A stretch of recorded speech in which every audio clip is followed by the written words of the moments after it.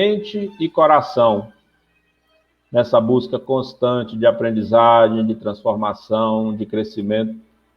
Inspira o nosso palestrante da tarde de hoje, para que ele possa, com os seus estudos e com a inspiração divina, chegar aos nossos corações e às nossas mentes, ajudando-nos a atravessar esses tempos turbulentos e desafiadores em que nos encontramos. Tu nos chamastes, Mestre amado, à hora última, para sermos aqueles mensageiros, propagadores, seguidores e exemplos da tua passagem sobre esse planeta. Dessa forma, sustenta-nos agora e sempre. Que assim seja.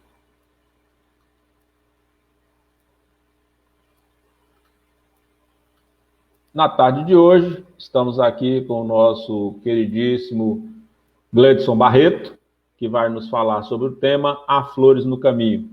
Gledson é um expositor espírita já com uma larga trajetória, também está se aventurando agora pelos caminhos da internet, com um canal espírita. Então, Gledson, é um prazer ter você aqui conosco. Lembrando sempre que nós estamos pelo YouTube, pelo Instagram, pelo Facebook. E com votos de muita paz, nós passamos a palavra para o nosso companheiro Gledson Barreto. Milson, meu querido, muito obrigado pelo carinho, obrigado pela atenção. Queridos amigos, irmãos, irmãs, dessa doce casa, essa casa que acolhe a todos que encontram-se no caminho, que somos todos nós.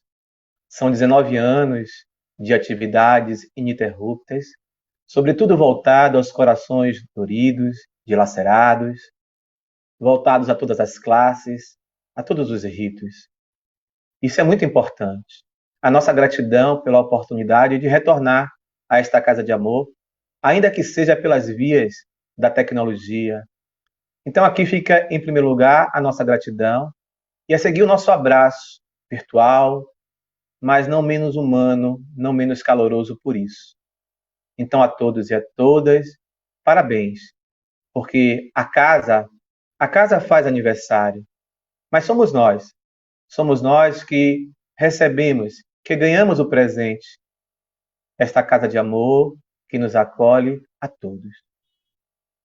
Meus irmãos, minhas irmãs, não é novidade para ninguém que nos últimos tempos a Terra passa por momentos difíceis, sobretudo esse grande instante ao qual nós tradicionalmente chamamos na doutrina espírita da grande noite escura.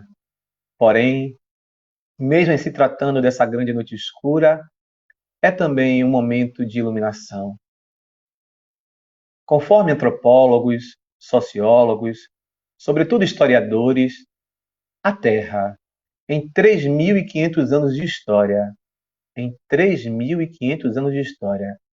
passamos apenas cerca de 3 séculos de paz, sem guerra.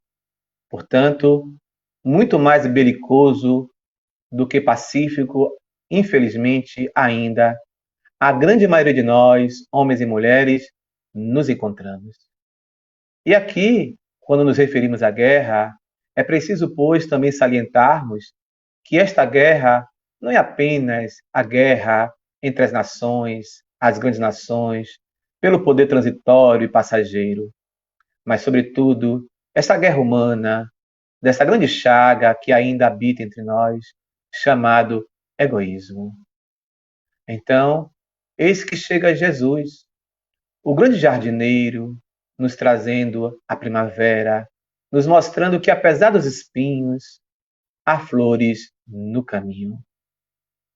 Todos nós que estamos encarnados neste período de tempo, fomos convocados a estar aqui nesse momento, sobretudo aqueles que militam nas diversas religiões, e aqui nós não podemos fazer proselitismo e dizer apenas para a doutrina espírita, mas para as doutrinas católicas, budistas, evangélicas de maneira geral, as filosofias orientais, todos nós fomos convidados a esse grande momento, dessa grande transição, a dar o nosso contributo, a dar o nosso melhor.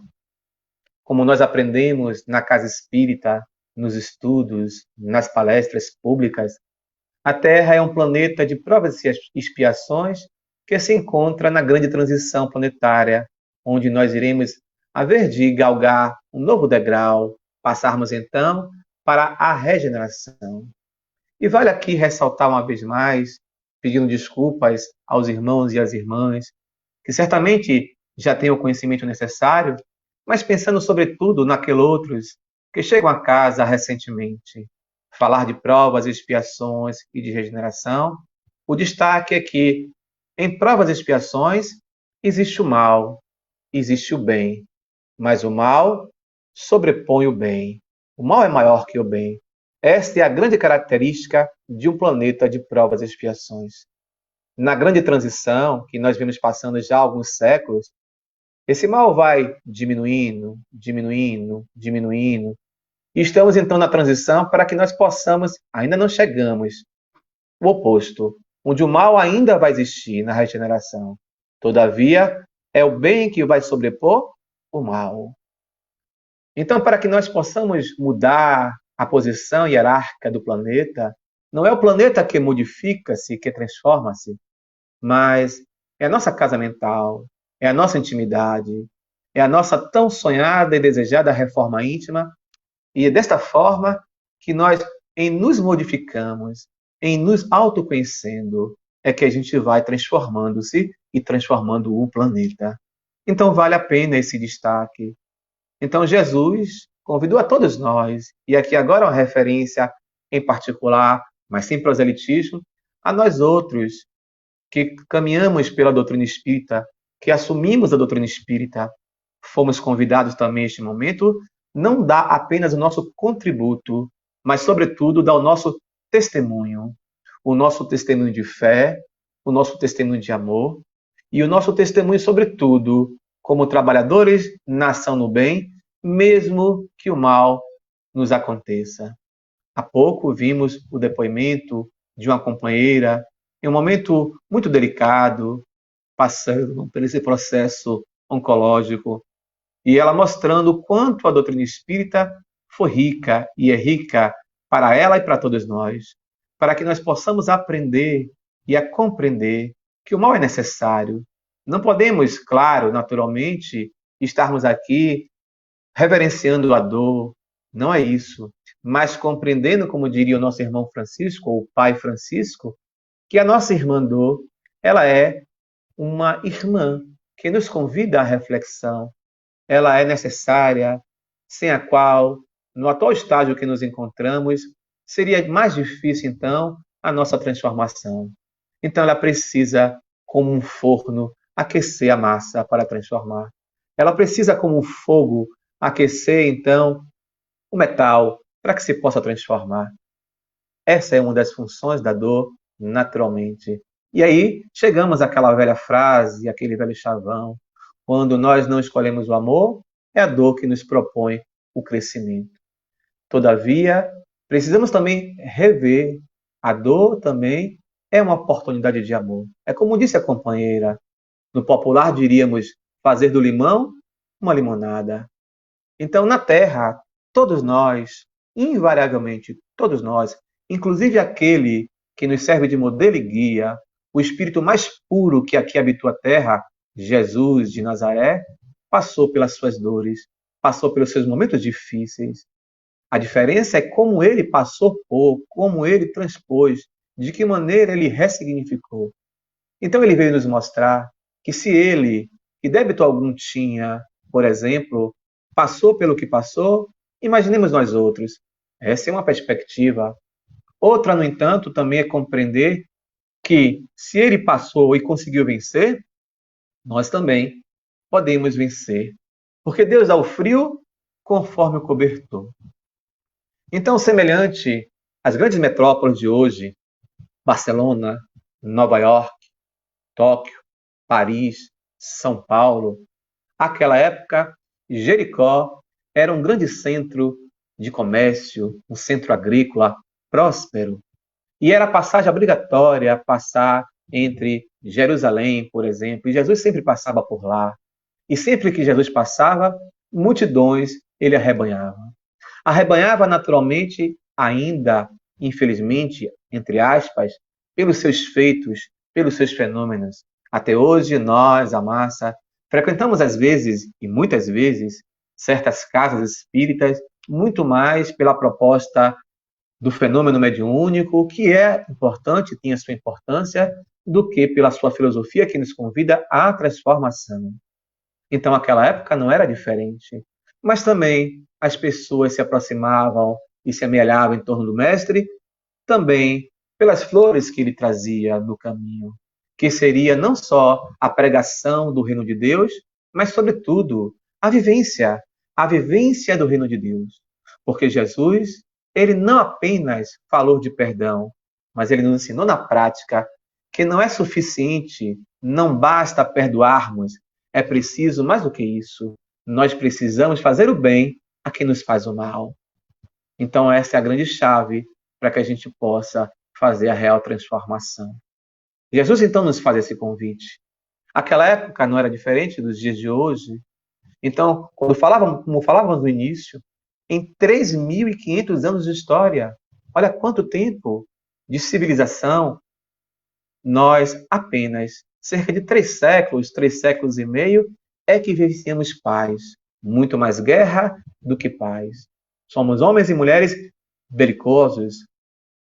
Sempre costumo dizer que, numa extensão, assim, uma metáfora de 0 a 100, aqui o 0 representa, por exemplo, a perspectiva do início, do nosso primitivismo, da nossa barbárie. O 100 representa a autoiluminação, a iluminação crística, búdica, seja lá como nós possamos chamar nas diversas filosofias. Vamos imaginar, então, que nessa fita métrica metafórica, chegamos ao ponto 50. No ponto 50, eu pergunto, caminhamos muito? Sim, caminhamos muito. Aquele que precisa pensar positivo, que somos todos nós, precisamos compreender que chegar a 50% já foi uma boa caminhada. No entanto, apesar de uma boa caminhada, e por hoje já compreendermos que vale muito mais praticar o bem, fazer o bem, mesmo que o mal venha ao nosso encalço, nós ainda muito mais reagimos do que agimos. Isto porque a nossa experiência de 0 a 50 foi muito mais uma experiência na barbárie, no primitivismo. Sabemos qual é o ideal de 50 a 100 a ser colocado em prática, mas a nossa dificuldade encontra-se aí. Porquanto a maior parte da nossa experiência ainda foi barbárie, ainda foi primitiva. Junte-se a estes elementos o elemento importantíssimo, que é uma falta de autoconhecimento, de mergulho interior. Nós sabemos dessa importância, dessa necessidade. Alguns de nós até sabemos fórmulas, maneiras, metodologias de fazer esse mergulho. No entanto, diante das sombras que ressurgem a todo instante do nosso inconsciente, muitas vezes nos deparamos, freamos e nos pegamos, como diz o popular, cometendo os mesmos erros. Errar na Terra ainda faz parte, porque ainda somos seres imperfeitos.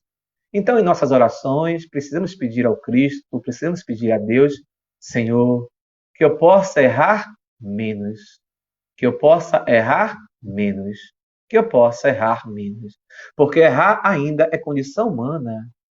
Então, isso é importante para todos nós. Falávamos, então, que semelhante às grandes metrópoles de hoje, Barcelona, Paris, Tóquio, Nova York e São Paulo, aquela época era Jericó. E parece que há muito tempo os profetas haviam silenciado. Já há muito tempo, nenhum profeta, depois de tantos outros importantes, Isaías, por exemplo, o velho Moisés e tantos outros que passaram, que vieram antes do Cristo. Por exemplo, além dos profetas, os quais constituem a cultura judaica cristã, conforme Amélia Rodrigues vai narrar em uma obra belíssima, Primícias do Reino, ela vai dizer que Jesus, antes de vir à Terra, enviou-nos, por exemplo, algumas figuras importantes. Sócrates, Buda, Krishna, Moisés, todos eles vieram ao seu tempo falar sobre o amor, para que quando o mestre aqui viesse à Terra, pudesse sua palavra ser reconhecida. Mas não ser reconhecida como religião, como cristianismo, mas ser reconhecida na essência filosófica, na prática do bem, por exemplo. Então, todos esses, em pontos diversos da Terra, Moisés, Buda, Krishna e tantos outros, ali falaram de coisas muito semelhantes ao que Jesus nos trouxe, de flores, de um grande jardim chamado amor. Todos eles falaram isso. O que levou, por exemplo, séculos depois, em nosso tempo, século passado, a grande alma da Índia, o Mahatma Gandhi, por exemplo, quando estava em formação em Paris, estudando direito, eis que um amigo ocidental lhe presenteou com uma obra muito conhecida entre nós, judaicos cristãos, a chamada Bíblia, que, como nós sabemos, a Bíblia, em sua totalidade, não é cristã, é dividida em duas partes. A primeira parte, o Velho Testamento, é a Torá, é judaico, é o judaísmo presente. A segunda parte é o Novo Testamento, é o cristianismo redivivo ali presente. Então, quando Gandhi recebeu de presente essa obra de um amigo ocidental, ao acaso, que nós aprendemos na doutrina espírita não existir fora os exageros, ele abre aquela Bíblia e, por um acaso, cai na grande poesia chamada O Sermão do Monte ou O Sermão da Montanha.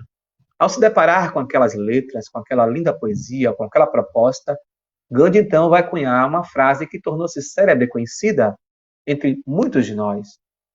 Se todos os livros sagrados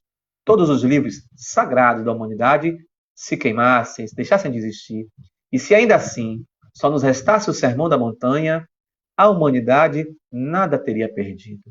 Gandhi então chamou o Sermão da Montanha da grande carta magna, da grande constituição para a Terra, que se o homem ali colocasse em prática, certamente não faria o que os ingleses, que eram cristãos e subjugavam, por exemplo, a Índia.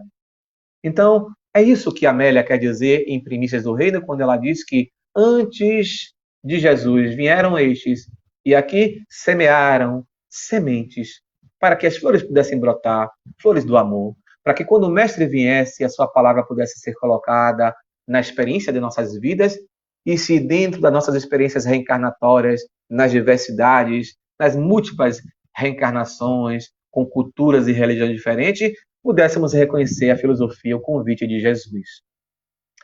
Então, há muito tempo, aquela época, parecia que os profetas haviam calado-se. E eis que, de repente, então, justamente ali na Jordânia, em Jericó, eis que Jesus estava ali a pregar. E como dissemos no início, quando ele fazia a sua pregação, todos se aproximavam pelos fenômenos e pelas pregações, mas muito mais pelos fenômenos. E pelas pregações, aqueles que se aproximavam e compreendiam, e entendiam, e viam e ouviam com olhos de ver, ouvidos de ouvir, e compreendiam a palavra, internalizavam a palavra, passavam a fazer a sua autotransformação. E ali nós temos figuras históricas para nós, espíritas, por exemplo, Zaqueu, na frente Bezerra de Menezes, o velho Emmanuel, que naquela época, como Públio Lentulus, contatou com Cristo, depois, como grande escravo na história, também vai se transformar. Joana de Cusa, que nós conhecemos como Joana de Ângeles, e assim tantas outras figuras que nós vamos encontrar, que tiveram contato com Jesus e estão aí hoje na Terra, no mundo espiritual, desencarnado, e outros encarnando-se, para que possa se ver a transformação dessa grande transição. Naquela época, então, parece que os profetas, parece que Deus havia calado a boca. E Jesus, então, naquele momento, passando pela Jordânia, naquele momento em Jericó, melhor dizendo, eis que, de repente, ele ouve um grito. Jesus, filho de Davi, cura-me. E Jesus passava naquele momento com alguns amigos, alguns discípulos, e quando aquele que era cego solicitou a cura, ao invés de ter a consternação, a compaixão, inclusive dos companheiros que estavam com Jesus, ouvira uma reprimenda. Cala-te, cala-te naquele instante. Mas ele não calou-se, continuou com a sua fé viva, porque ele vivia e todos o conheciam, e é bom lembrar que essas figuras, o cego de nascença, o paralítico de nascença e tantos outros que tinham algumas debilidades, conforme a própria Amélia Rodrigues, num período no mundo espiritual, quando souberam que Jesus estava para vir à Terra, pegaram a fila do SUS daquela época, digamos assim, e solicitaram encarnar-se ou reencarnar na Terra para que pudesse servir para Jesus fazer as curas. Porque Jesus não poderia curar as pessoas apenas, aspas, esse apenas, porque era Jesus, porque era o Filho de Deus, porque tinha a capacidade e habilidades fantásticas espirituais transcendentes. Mas ele não poderia fazer isso apenas por estes motivos, porque se assim ele fizesse, ele ia de encontro às leis, e ele não podia ir de encontro às leis. Então todas as curas que Jesus operou naquele instante são figuras e personagens que não tinham mais débito naquele particular, naquele ponto, e, portanto, conforme a palavra da nossa irmã agora, que deu seu depoimento com relação ao Outubro Rosa, é porque tinham a necessidade e tinham o merecimento da cura. Porque senão Jesus não poderia curar. Não porque não tinha poderes, mas porque não ia poder ir de encontro às leis. Isso é importante a gente frisar. Então, Amélia diz que foram encontros marcados, todos eles, todos. O cego de Jericó, o paralítico, todos eles, todos foram curados, mas foi um encontro marcado. Já sabiam que iam passar por isso no seu profundo inconsciente. Por isso que nesse instante, Jesus, filho de Davi, cura-me. E quando é rechaçado, cala-te, a sua fé, algo mais profundo dentro de si. Ele que passou alguns anos de sua vida até que Jesus pudesse ter a sua vida pública ali, na grande cegueira, na escuridão, na tristeza. Ele que não tinha nenhuma possibilidade de enxergar, ou pelo menos conscientemente ele não conseguia perceber isso. Então ele ficava ali na sua tristeza profunda e não conseguia ver perspectiva de vida. Mas ouviram falar em Jesus, dos seus feitos, e a sua fé era grande. Provavelmente, então, nesse instante, quando ele ouve falar de Jesus, é claro que no seu inconsciente mais profundo, ele vai fazer uma associação de ideia e, naturalmente, será arrebatado pelo grande momento no mundo espiritual, o qual todos eles que estavam para reencarnar nessa programação tiveram encontro com Jesus no mundo espiritual ou com os amigos espirituais responsáveis. Então, naquele momento, a sua fé foi grande, foi muito maior do que um grão de mostarda. E ele disse: Jesus, filho de Davi, cura-me. Cala-te. Ele não calou. Jesus então ouvira, se aproximou dele e disse: por que queres que te cure? E ele explica, ele mostra, demonstra a sua fé. E Jesus então diz: você tem fé? E ele disse sim. E mal este homem pudesse piscar os olhos, Jesus então vai, conforme a gente aprende na Gênesis de Allan Kardec, operar o seu perispírito, vai tocar e vai fazer a grande transformação, e aquele homem então volta a enxergar. Numa grande alegria, numa grande alegria. Então Jesus é o sol que ilumina. Jesus são as flores que estão no caminho para que nós possamos perceber que mesmo diante das dificuldades, ele se encontra presente entre nós. E eis aí, então, por exemplo, um grande momento para que a gente possa, quem sabe, aí, reenergizar, revitalizar a nossa fé. Dizíamos no início da nossa fala da tarde de hoje que em 3.500 anos de história, com tantas guerras, precisamos lembrar que, por exemplo, na atualidade, o grande arsenal atômico são armas nucleares de destruição em massa. E a Terra corria, e ainda corre, um certo risco, mas corria muito mais de uma grande destruição, de um grande problema para nós terráqueos. Em outra obra, por exemplo, chamada Transição Planetária, do espírito Filomeno Manuel de Miranda, lá, logo no primeiro capítulo, ao quinto, inclusive, nós vamos ter um encontro entre um judeu, entre um espírita, entre um católico e entre um muçulmano, todos espíritos desencarnados no mundo espiritual. O período é o período da grande momento da tsunami que vai acontecer lá na Ásia, que ficou conhecido no ano de 2004, que os jornais do mundo inteiro noticiaram e colocaram ali aquelas imagens muito chocantes, fortes para todos nós. Então, o Filomeno vai dizer que antes de acontecer aquele fenômeno natural, ele fora convocado junto com outros espíritos a fazer naquele instante ali um momento de aguardar esse desencarne em massa. E os parceiros, os companheiros dele naquele instante, eram esses: um católico, um budista, um muçulmano. E ele pergunta para, por exemplo, para o muçulmano: hoje, no mundo espiritual, com a consciência que você se encontra, e ele não tem consciência porque desencarnou. Ele tem consciência porque ele construiu essa consciência e foi aberto a informações. E Filomena então lhe pergunta: por que você não te tornou-se um espírito espírita?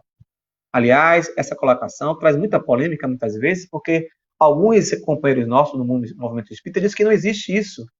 No entanto, o doutor Bezerra de Menezes e o próprio Filomeno e outros espíritos a todo instante repetem: nós, espíritos espíritas, nos grandes encontros internacionais, por exemplo, quando o Leon Denis vai falar, quando o Bezerra vai falar, através do nosso Divaldo, por exemplo, ele vai dizer: estamos aqui representando os espíritos espíritas. Sim, porque existem colônias de diversas matizes. Então, voltando à obra Transição Planetária, naquele instante, Filomeno pergunta: por que você, então, não é um espírito espírita? Já conhece a reencarnação? Ele fez: porque hoje eu continuo sendo muçulmano, mas com uma percepção, com uma ótica espírita, com uma ótica reencarnacionista. E era interessante, porque os espíritos que ainda se encontravam em trevas, e também os espíritos que estavam recém-desencarnados, quando eram atendidos no mundo espiritual conforme a obra, ouviam apenas esse espírito muçulmano, porque a linguagem, a cultura, a ferramenta, a estrutura mental, ele sabia como acessar os outros e a seguir ele trazia. Mas a obra também é muito rica e repleta, há um instante que vai fazer uma materialização de um espírito no mundo espiritual, que chega sobre um tubo, e naquele momento que ele vai se materializando perispiritualmente, naturalmente revestido pelo perispírito da Terra, ele vem de outras constelações, e ele diz que vem de Alcione ou Alcione para outros, e ele vai revelar que não é a primeira vez que o grande jardineiro da Terra, Jesus, os convida para a Terra para auxiliar na transição planetária. Nós falamos em transição nesse momento, mas a transição existe desde sempre, em momentos distintos. Então ele vai narrar que, por exemplo, há um momento que Jesus convida espíritos de outros orbes para fazer a transição da transformação, melhoria dos corpos físicos da Terra. Em outros momentos, pela intelectualidade, a gente vai ver, por exemplo, em A Caminho da Luz, uma obra riquíssima, também repleta, onde a gente vai ver espíritos que vêm do mundo, do espaço sideral, e vão reencarnar em comunidades indianas, egípcias, gregas, indo-europeia, os asiáticos, os chineses, e eles vão reencarnar em grupo de acordo com as suas necessidades, com os seus crimes espirituais. Então, são espíritos interplanetários, são espíritos intergalácticos, são extraterrestres. Não como a gente costuma. Eu tenho 53 anos. E tinha um filme que eu assistia quando criança que dizia: Dr. Smith, perigo, perigo. E a ideia que nós tínhamos dos marcianos verdes, armas então de raio laser, etc. e tal. E Filomeno nessa obra mostra que os espíritas extraterrestres, eles também chegam aqui através dos corpos terráqueos, humanos, reencarnam dessa forma. E esse espírito então vai mostrar. Então é o carinho que o jardineiro maior, chamado Jesus, tem para conosco nessa grande transição. É uma obra rica, muito rica, que fala sobre isso.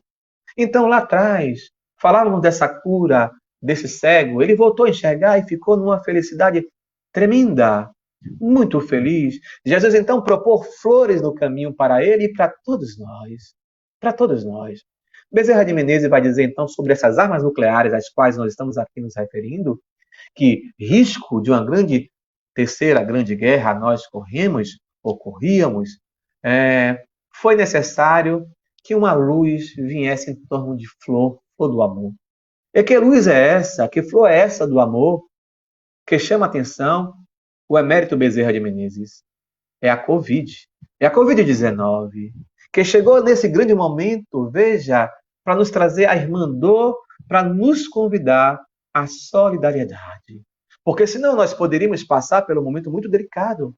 Porque os grandes chefes das grandes nações, na sua disputa pelo poder, e naturalmente também pela infiltração das sombras, os anticristos presentes, que não querem a grande transição, mas a transição ela vai ocorrer, queiramos nós ou não, queiram eles ou não, que se encontram ainda no obscurantismo. Então, nessa perspectiva, É preciso compreender isso. Então, a Covid veio nos convidar à solidariedade, evitando, portanto, guerras nucleares, que esses arsenais pudessem ser utilizados, diz então, por exemplo, o nosso Bezerra através do nosso Divaldo. Incrível! É uma informação importante. Então, depois dessa pandemia, naturalmente, graças às flores que Jesus semeou no campo desde a sua época aqui na terra, nós certamente iremos sair daqui melhores. Ainda, por sermos homens e mulheres de pouca fé, alguns de nós não conseguimos enxergar. Outros, no entanto, enxergamos cognitivamente, intelectualmente. Falamos sobre isso, dizemos isso, mas não vivenciamos isso. Diferente de Jesus, que pregou o reino de Deus, mas não só pregou, vivenciou o reino de Deus.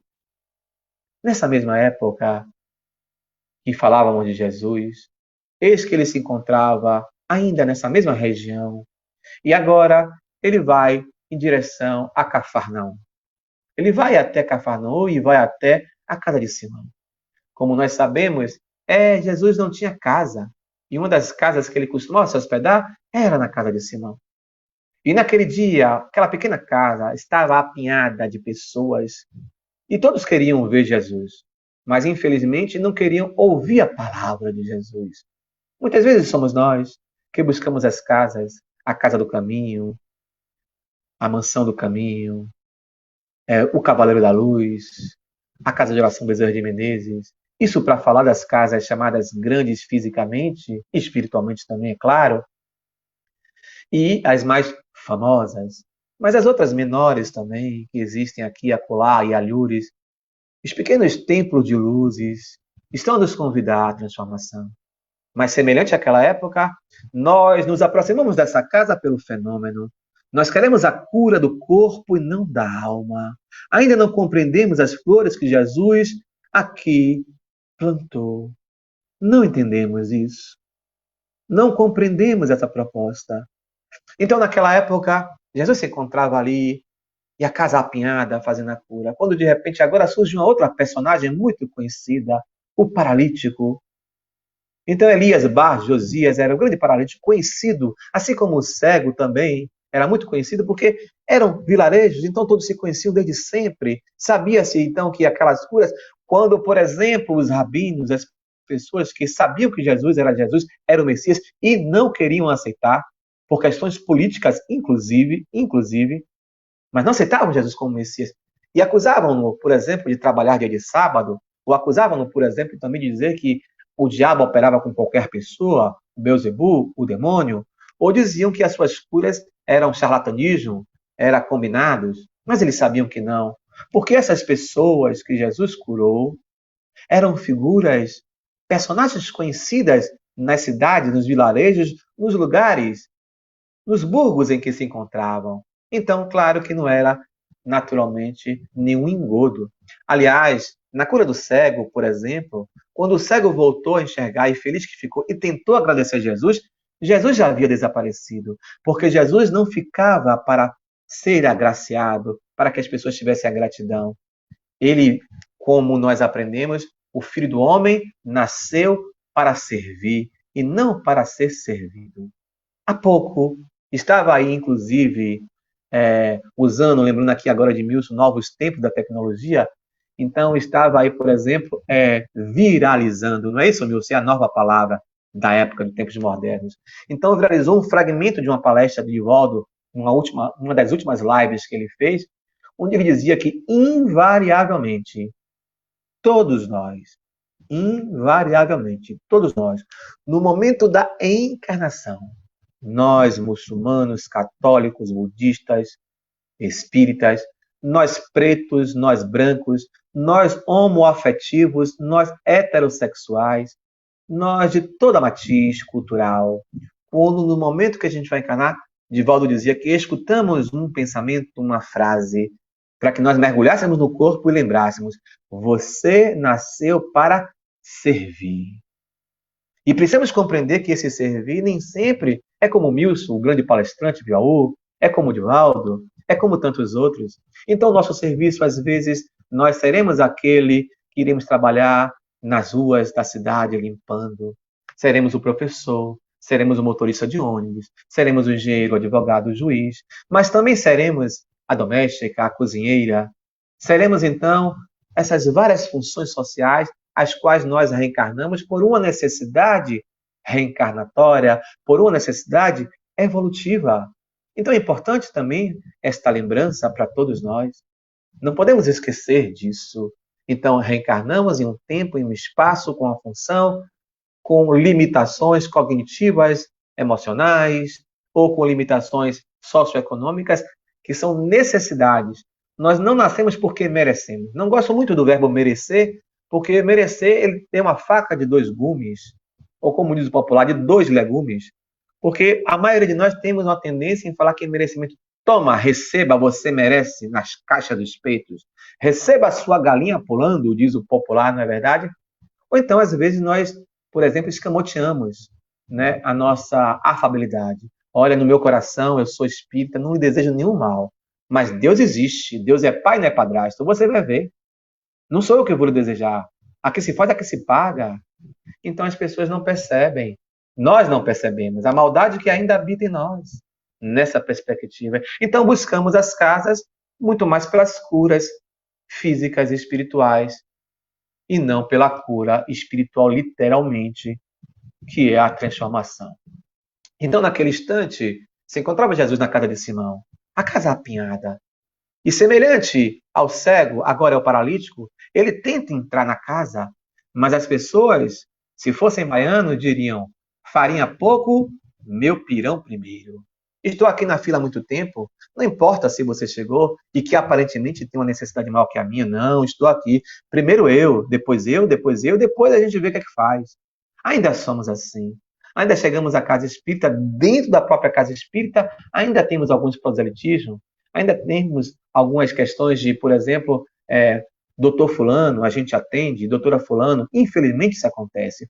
Ou às vezes não precisa ser doutor, às vezes até é uma pessoa simples, mas conhece uma pessoa que pegou a ficha primeiro, que marcou o lugar. Nós ainda não compreendemos a importância, por exemplo, de direitos e deveres iguais para todos. Ainda não compreendemos isso. Ainda não temos a leitura compreendida da lei do Livro dos Espíritos, por exemplo, na sua terceira parte, nas leis morais. Quando fala da lei de igualdade, quando fala da lei de sociedade, que nos convida, entre outros elementos, a refletir sobre direitos e deveres, por exemplo, na sociedade. Então, nesse momento, se encontravam-se todos apinhados, quando de repente, então, aquele sujeito tentou entrar na casa e não conseguira. E não conseguindo, ele então ficou e pediu então aos seus amigos e teve uma ideia.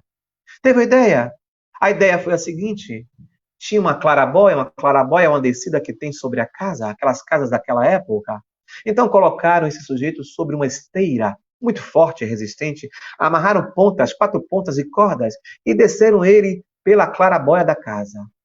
Foi uma imagem dantesca, quase que hollywoodiana, guardada as devidas proporções. Quando de repente pela clarabóia desce aquele sujeito. No centro da casa, Jesus estava lá fazendo a pregação e fazendo algumas coisas. E quando aquele sujeito desce, todos ficam, oh. E alguns ficam chateados. Não, ele passou na minha frente, ele não poderia fazer isso. E então, quando ele desce, ele disse a mesma coisa que o cego disse: Jesus, filho de Davi, cura-me. E Jesus então lhe pergunta: você tem fé, homem? E ele diz: sim, tenho fé. Naquele instante, então, Jesus então levanta-te e anda. E naquele momento o homem levantou. O homem andou. E voltou a andar. E ficou numa felicidade tremenda. Pegou a esteira, enrolou, colocou debaixo do braço. E saiu. E não continuou, como nós dizemos hoje na casa espírita. Quando a gente faz um atendimento fraterno, quer que a gente recomenda, então, ao paciente: você precisa fazer o tratamento, mas precisa também assistir à reunião doutrinária. Você precisa fazer o tratamento, mas você precisa também participar de um grupo de estudo. E existem casas ainda que são mais firmes, e ela vai dizer assim: para ser atendido, a não ser casos extremos, você precisa assistir antes uma doutrinária, 2 doutrinárias.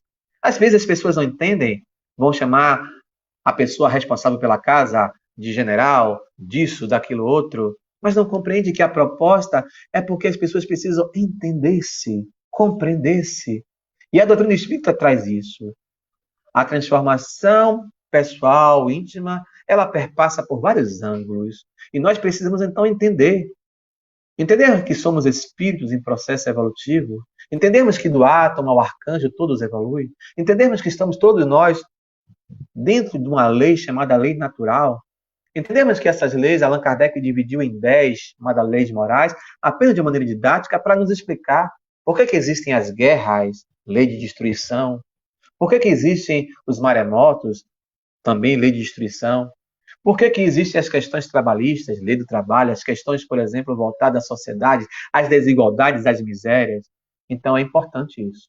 Naquele instante, quando Jesus faz a cura desse nosso amigo paralítico, Elias Bar Josias, ele não fica para assistir ou ouvir o que Jesus tem a dizer, o convite da autotransformação. Ele sai. Ele sai. Imaginem os senhores. Amélia vai narrar que ele vai para um prostíbulo. E ele agora vai dizer, agora as mulheres vão conhecer quem é o verdadeiro homem, Elias Bar Josias. Ele diz, e ele esqueceu, muito provavelmente, daquele encontro marcado com Jesus, porque Elias Bar Josias, assim como tantos dos outros, Bartimeu, que foi curado da cegueira, por exemplo, e outros tantos, foram encontros marcados, conforme a Amélia vai narrar. E naquele instante, então, a sua sombra é muito mais forte. E ao invés de agradecer, e ao invés de ouvir para se transformar, ele vai a um prostíbulo e vai se divertir. E a cura continua, e a pregação continua. Jesus, exausto, chegamos ao final do dia. O mestre está cansado, porque mesmo sendo o espírito puro que aqui passou pela terra, ele estava exausto. As pessoas só estavam sugando. E naquele momento, Simão Pedro, então, toma a frente e diz, todos para a sua casa agora. O mestre agora precisa recuperar as energias. E as pessoas não queriam ir embora. As pessoas queriam até a última gota, não querem saber se o outro está passando por isso ou pelo aquilo outro. Mas Pedro, Simão, naquele momento, é firme. Show! E todo mundo vai embora. E assim, as pessoas vão. E de repente, então, Jesus começa a caminhar pela orla de Cafarnaum. E lá ele para em um barco e começa a respirar. E começa a meditar. E começa então a repor as energias, porque mesmo sendo Jesus, também ele precisava disso. Meditava, diz Amélia Rodrigues, ia transformando a sua energia. Se Jesus precisa disso, ou precisou, imaginemos nós outros. Mas ela se encontrava ali. Pedro então se aproxima de Jesus, mestre, e quando se aproxima, percebe que, conforme Amélia Rodrigues, Jesus está triste, chorando algumas lágrimas. Simão então diz, Senhor, está chorando? Sim, Simão, estou chorando. Mas deve estar chorando de alegria, Senhor. Não é possível. Porque hoje foram tantas curas, Senhor. Tantas alegrias. Então, de alegria não é, Senhor? Era tudo que Simão queria ouvir, uma confirmação. E Jesus então diz, Simão, não, Simão. Não choro de alegria. Um pouco de tristeza, Simão. Mas por quê, mestre? Se foi um dia de muita cura, de muita alegria? Ele fez, Simão, acaso você sabe agora onde encontra o paralítico Elias Bar Josias? Não, Senhor. Não sei onde ele se encontra. Ele se encontra no prostíbulo, agora, se divertindo. Você sabe agora onde se encontra a fulana que curou da sua cegueira? Não, Senhor, não imagino. Ela está agora diante das pessoas que falavam mal dela e dizia, e aí me permitam aqui agora o calor da emoção. Eu quero que olhe aqui ó, nos meus olhos. Quero que me diga na cara o que me disseram quando eu era cega. Você sabe agora onde se encontra fulano, Beltrano? E Jesus começou a enumerar as curas. E Simão foi ficando se dando conta daquilo que Jesus falava. E naquele instante Simão então compreendeu o que Jesus quis dizer. E Jesus vai arrematar. Simão, acaso eu vim colocar remendo em pano roto e vinagre no vinho? Os mais antigos, sobretudo aqueles de origem interiorana, e não necessariamente têm origem interiorana, mas aqueles que conhecem um pouco de cultura popular, vão lembrar da expressão. Olha o que Jesus disse. Acaso eu vim colocar remendo em pano roto, vinagre e vinho?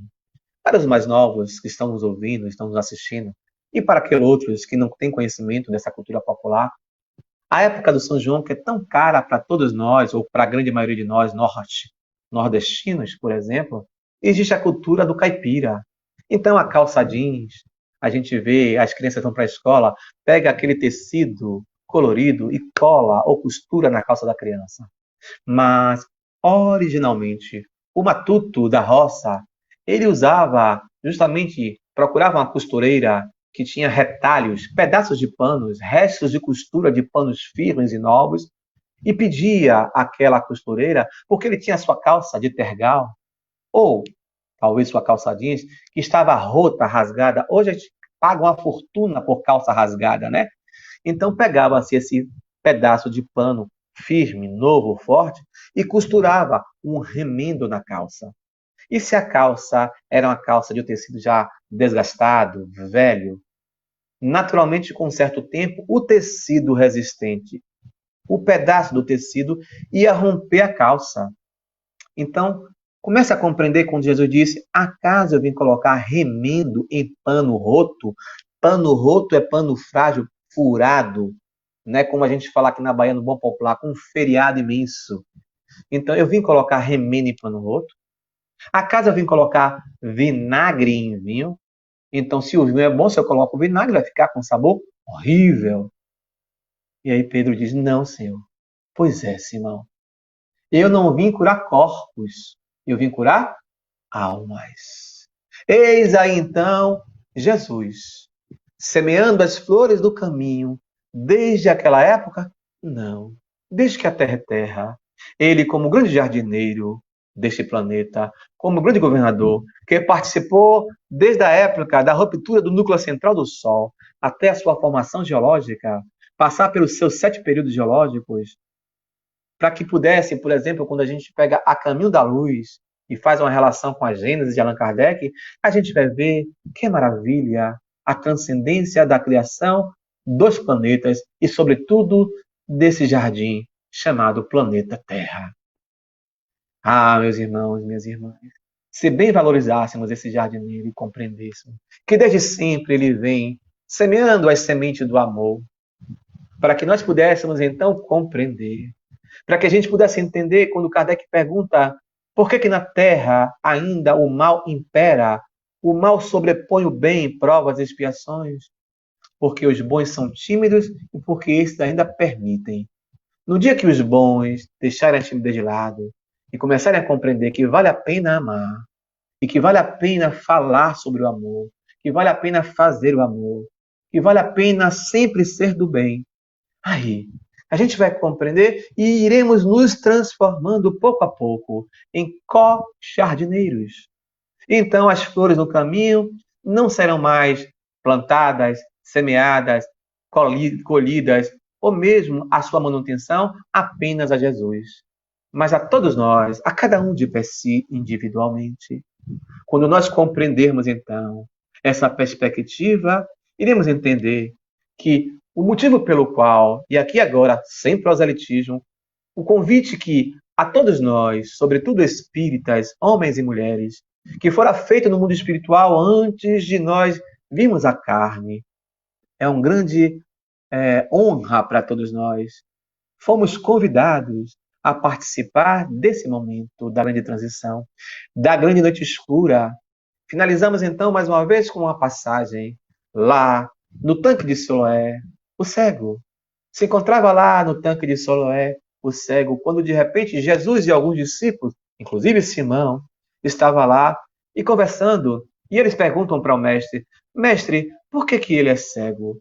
Ele nasceu cego porque a terceira geração, a segunda geração, porque entre os judeus tinham essa ideia, essa crença que nós nascíamos com alguma limitação física, alguma deficiência, porque a última geração pecou. Na verdade, era uma forma de dizer que não é a geração que pecou, fomos nós mesmos.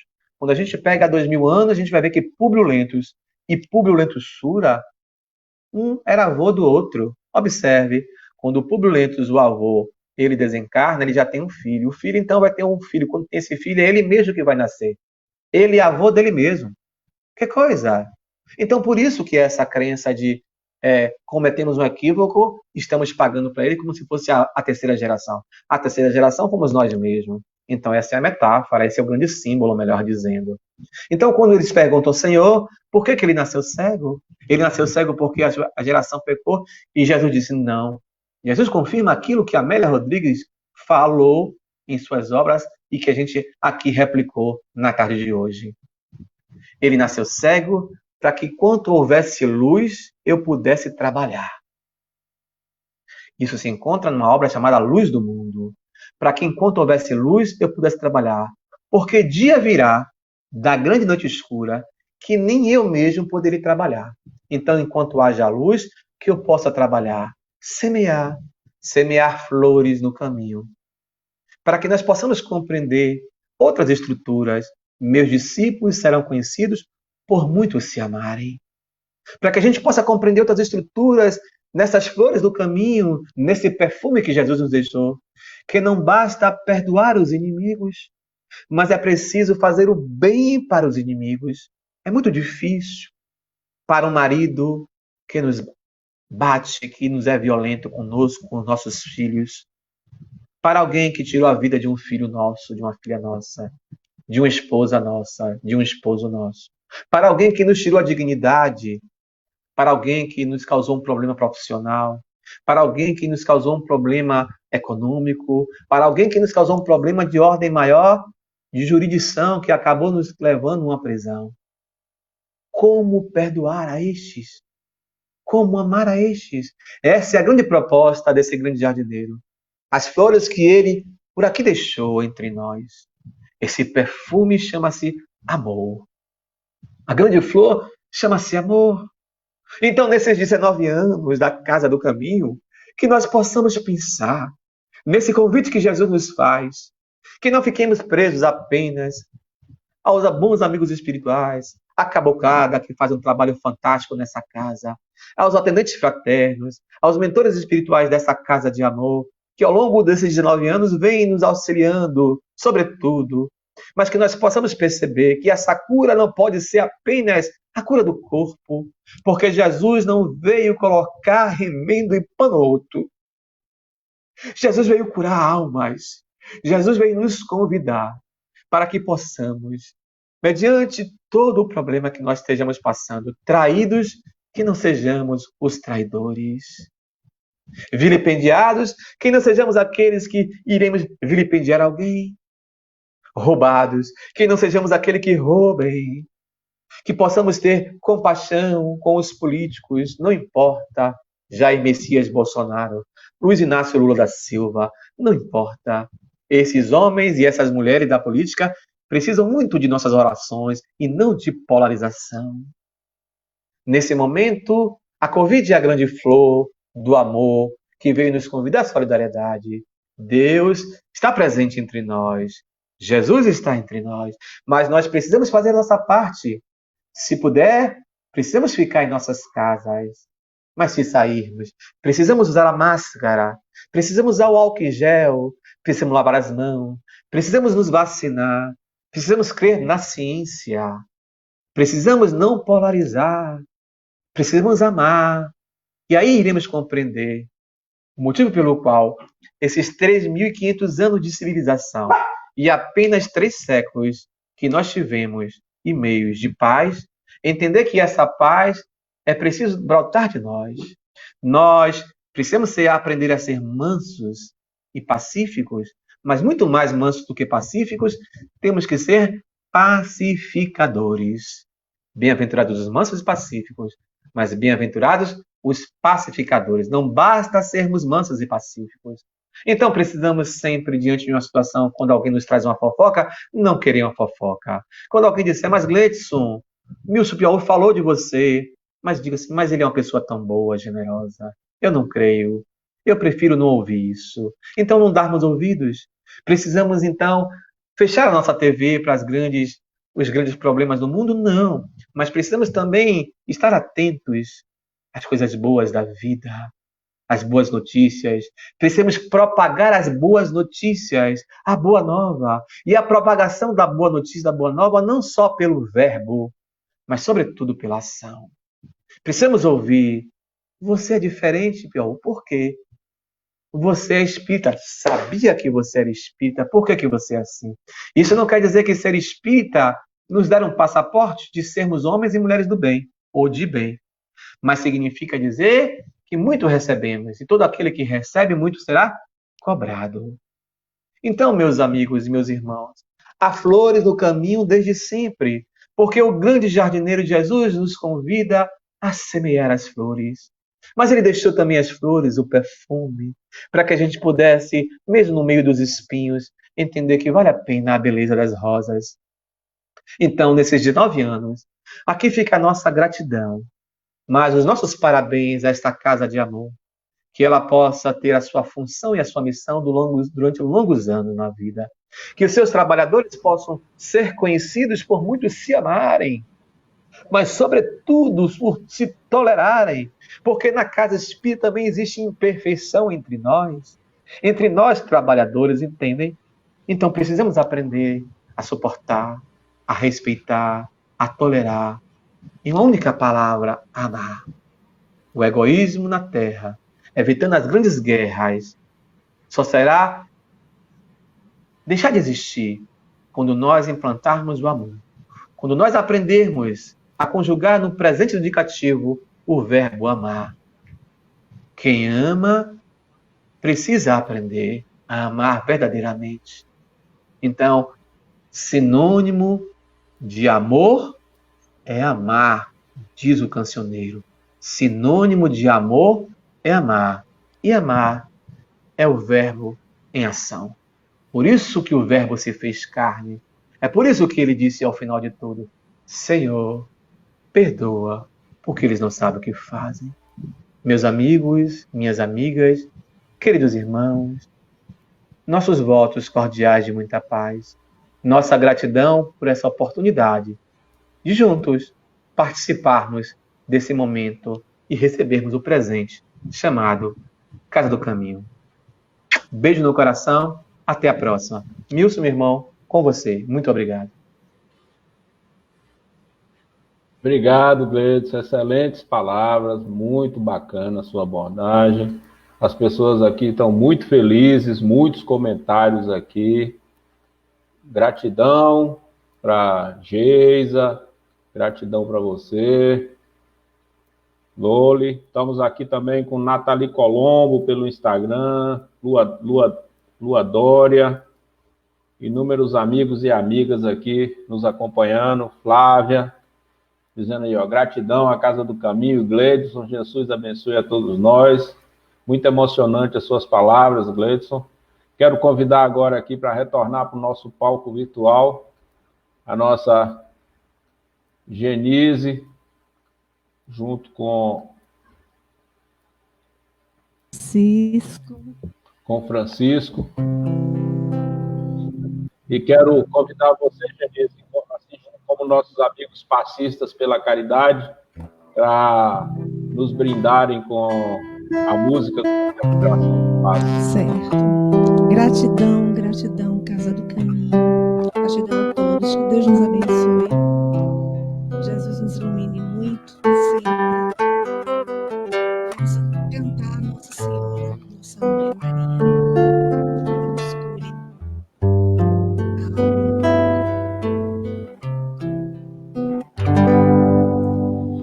Cubra-me com seu manto de amor, guarda-me na paz desse olhar, cura minhas feridas e a dor me faz suportar.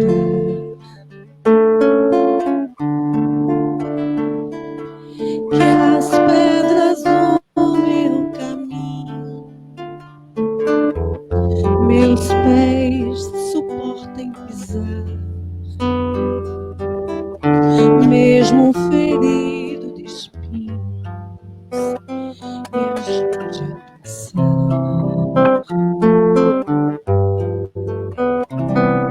Se ficaram mágoas em mim, Mãe, tira do meu coração. E aqueles que eu peço perdão. Se eu curvar meu corpo na dor, me alivia o peso da cruz. Interceda por mim, minha mãe, junto a Jesus. Nossa Senhora, me dê a mão, cuidar do meu coração, da minha vida, do meu destino. Nossa Senhora, me dê a mão, cuidar do meu coração, da minha vida, do meu destino, do meu caminho, cuida de mim. Sempre que o meu pranto rolar,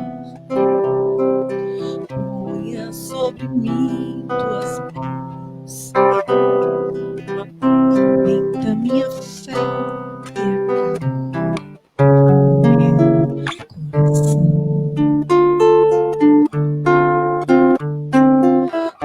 Grande a procissão a pedir, a misericórdia, o perdão, cura do corpo e pra alma, a salvação. Pobres pecadores tão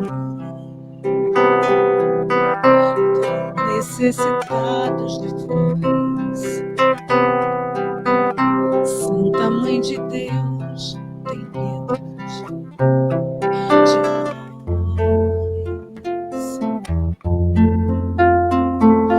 De joelhos aos vossos pés,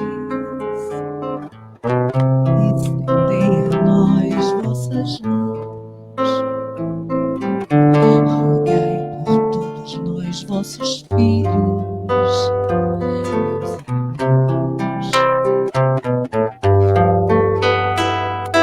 Nossa Senhora, me dê a mão, cuida do meu coração, da minha vida, do meu destino. Nossa Senhora, me dê a mão, cuida do meu coração, da minha vida, do meu destino.